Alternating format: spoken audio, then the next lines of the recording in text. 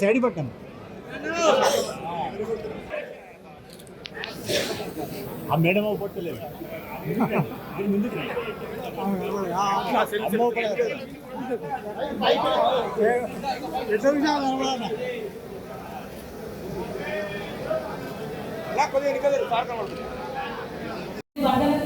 ప్రజలు చాలా చైతన్యవంతులు తెలుగులో నేను నమ్ముతున్నా. కాబట్టి మంచిగా విద్యావంతులుగా నేను ఆయన ఏదైతే మాట్లాడతాడో అసలు ఆ మాట కూడా సరి దోసలేదు ఆయనకి. ఇట్లాంటి వ్యక్తులు తెలియకెళ్ళి ఏం మాట్లాడతారు అనేది ఇలా గుర్తుపెట్టుకోవాలి. వర్ధనపేటలో మిగిలిన భూములు ఇంత అడగనే లేదు. ఇప్పుడు ఇంకో 6 నియోజకవర్గాల భూములు ఇవ్వడానికి సిద్ధంగా ఉన్నాడు. కాబట్టి భూములు జాగలు ఆస్తులు ఉన్న ప్రతి వ్యాపారవేత్తలందరూ కూడా జాగ్రత్తగా ఉండండి. పోలీసు వర్ధనపేటను కాపాడుతున్నాడు కానీ నాగరాజన్న మరి మిగతా 6 నియోజకవర్గాలను కాపాడుకోవాలంటే మనం అందరం ఒకటి అవ్వాలి. ఆ దొంగని రానియకుండా చేయాలి. తర్వాత ఆయనకి ఏ ఓటు కూడా మనకి ఆయనకి పడకుండా చూసుకోవాలి. మనం అందరం మీరందరూ కూడా నేను మిమ్మల్ని అందరినీ ఒకటే కోరుకుంటున్నా. ఆడబిడ్డ ఎప్పుడు పుట్టింటి సుఖం కోరుకుంటుంది, పుట్టింటి బాగా కోరుకుంటుంది, అన్నదంలో బాగా కోరుకుంటుంది. అట్లనే నేను మీ వర్ధనపేట ఆడబిడ్డగా మీ అందరు బాగా కోరుకుంటాను. 24 గంటలు మీకు అందుబాటులో ఉంటాను. వర్ధనపేట ఎమ్మెల్యే మన పోలీస్ బాస్ నాగరాజన్న గారి సలహాలు సూచనలు మేరకి వర్ధనపేట అంటే ఎట్లయినా నాకు కొంచెం అమ్మగారం ఎక్కువనే కాబట్టి అక్కడ పని చేసిన కాబట్టి ఎట్లయినా కొంచెం ఎక్కువనే నిధులు అక్కడ ఇస్తా అని ఇక్కడ మీ అందరి ముందు చెప్తున్నాను. మనం అందరం చూసుకున్నట్లయితే ఇప్పుడు నేను ఇక్కడ ఉన్నా, ఆడపిల్లలందరూ ఇక్కడ ఉన్నారు. శ్రేష్ఠిగా తర్వాత నాగరాజన్న ఇక్కడ ఉన్నాడు. ఎందువల్ల డాక్టర్ బిఆర్ అంబేద్కర్ వల్లనే ఇది సాధ్యమైంది. రాజ్యాంగం ఎస్సీ ఎస్టీ బీసీ మైనారిటీలకి మహిళలకి అన్ని విధాలుగా హక్కులు కల్పించింది మన డాక్టర్ బిఆర్ అంబేద్కర్. అట్లాంటి డాక్టర్ బిఆర్ అంబేద్కర్ ని తీసేస్తాడంట, రాజ్యాంగం తీసేస్తాడంట, రిజర్వేషన్స్ ఎత్తేస్తాడంట.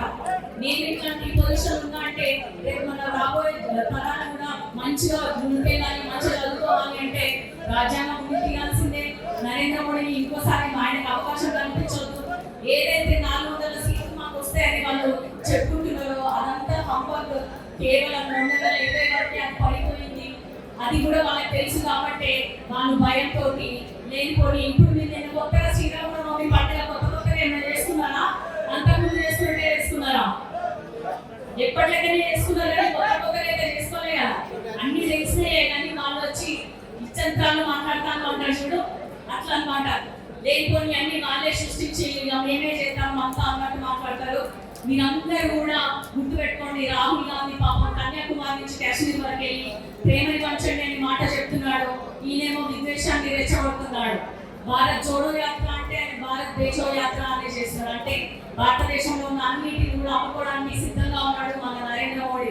అందుకే ఆయనని కూడా నీళ్ళకేసి కొట్టాలి, పాతాళంలోకి దొక్కాలి. వీళ్ళిద్దరిని ఆరు రమేష్ నరేంద్ర మోడీని నాతో పాటు ఇంకో 14 మందిని కనుక మీరు ఇక్కడ తెలంగాణలో లోక్సభ అభ్యర్థులుగా కాంగ్రెస్ వాళ్ళని గెలిపిస్తే అక్కడ రాహుల్ గాంధీ గారు ప్రధానమంత్రి అవుతారు.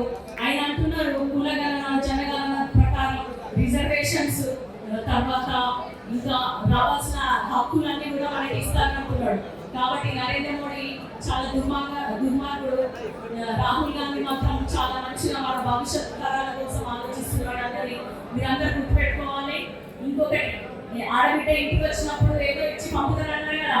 ఇప్పుడు అన్న చెప్పాడు 20,000 అన్నకు వచ్చినాయి, ఇంకో 20,000 ఎక్స్ట్రా ఇస్తా డబ్బులు ఇస్తా అన్నారు కదా మెజారిటీ. కానీ ఆడబిడ్డ కట్నంగా నాకు ఇంకొక 20,000 ఎక్స్ట్రా ఇచ్చి మొత్తం 60,000 మెజారిటీ.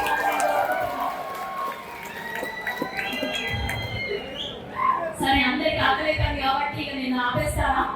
ఇంకొకటి ఏంటంటే మీ ఇంటి బిడ్డ ఎంపీ అయితే ఎట్లయినా పర్వతగిరి బిడ్డని, ఎట్లయినా మీ బిడ్డనే. ఇక అన్ని చోట్ల ఈ మాట ఎట్టాను కానీ ఖచ్చితంగా అప్డేట్ మీకే ఎక్కువ ఉన్నది వర్ధనపేట వాళ్ళకి. కాబట్టి మీరందరూ కూడా గుర్తు పెట్టుకోండి. ఏ ఒక్క ఓటు కూడా బీజేపీ అభ్యర్థికి వెళ్ళకూడదు.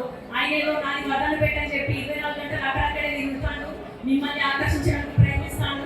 మీరు అటు వెళ్ళకుండా ఖచ్చితంగా డాక్టర్ కళ్యాణ్ కావేరి మే 13వ తారీఖు నాడు చేతి గుర్తుకు ఓటేసి తప్పకుండా భారీ మెజారిటీతో గెలిపించాలని మనస్ఫూర్తిగా కోరుకుంటూ నా వర్ధనపేట నుంచి వచ్చిన మా సొంత అక్క చెల్లెలు అన్నదమ్ములు అమ్మలకి అందరికీ కూడా పేరు పేరుగా ధన్యవాదాలు తెలియజేసుకుంటూ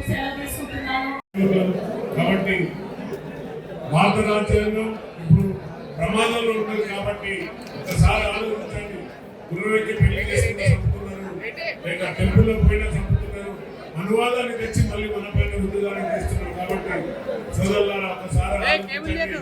మనం బీజేపీని గెలిపిస్తే మళ్ళీ మనం అనువాదాన్ని కొని తెచ్చినట్టే. కాబట్టి దయచేసి కాంగ్రెస్ అత్యధికంగా గెలిపిస్తే మన రాహుల్ గాంధీ మనం ప్రధానమంత్రిగా అయితే మనం భావితరాలకు మంచి చేసే విధంగా వారి దశ దిశ నిర్దేశించారు. కాబట్టి మీ అందరికీ మరొకసారి